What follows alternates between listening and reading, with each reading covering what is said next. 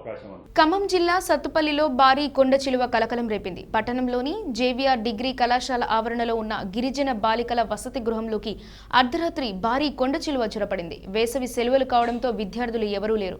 అయితే బీఎడ్ చదువుతున్న 2 విద్యార్థులు నిన్న హాస్టల్కు చేరుకున్నారు. రాత్రి భారీగా వర్షం కురవడంతో పక్కనే ఉన్న అటవీ ప్రాంతం నుంచి 12 అడుగుల పొడవున్న భారీ కొండ చిలువ వసతి గృహంలోని విద్యార్థినులు ఉండే ఒక రూమ్లోకి ప్రవేశించి చుట్టుకొని పడుకుంది. అయితే చీకటిగా ఉండడంతో లోపలికి ప్రవేశించిన కొండ చిలువ వీరికి కనిపించలేదు. కొండ చిలువ బుస్ బుస్మనే శబ్దాలు చేస్తుండటంతో ఏదో లోపలికి వచ్చిందని భయం వేసి ఆ గదికి గడియ పెట్టి పైన ఉన్న రూమ్కి వెళ్లి పడుకున్నారు. తెల్లవారిన తర్వాత డోర్ తీసి చూడగా రూమ్లో భారీ కొండ చిలువ ఉండటాన్ని చూసి ఆ 2 స్టూడెంట్స్ షాక్ అయ్యారు.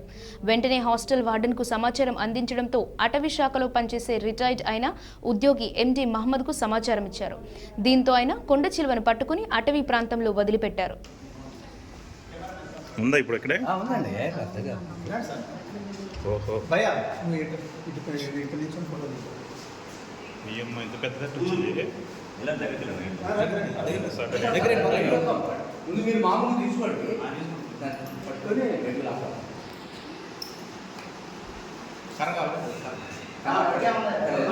అక్కర్లేదు కానీ తిరిగి పడుతుంది.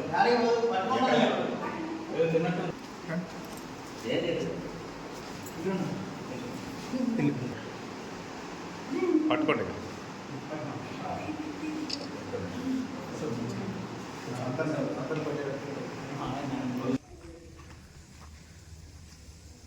ఈ సైడ్ నుంచి వచ్చింది సార్. ఇక్కడ ఇలా సైడ్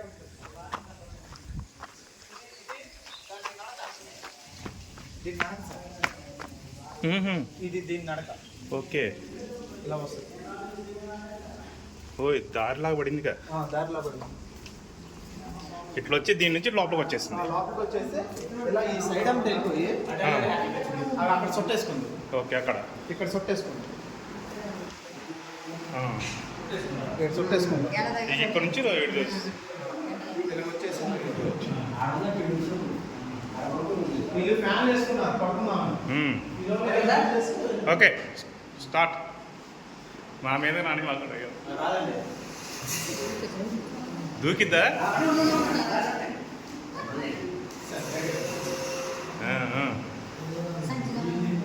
అమ్మ మామూలుగా ఉండదు.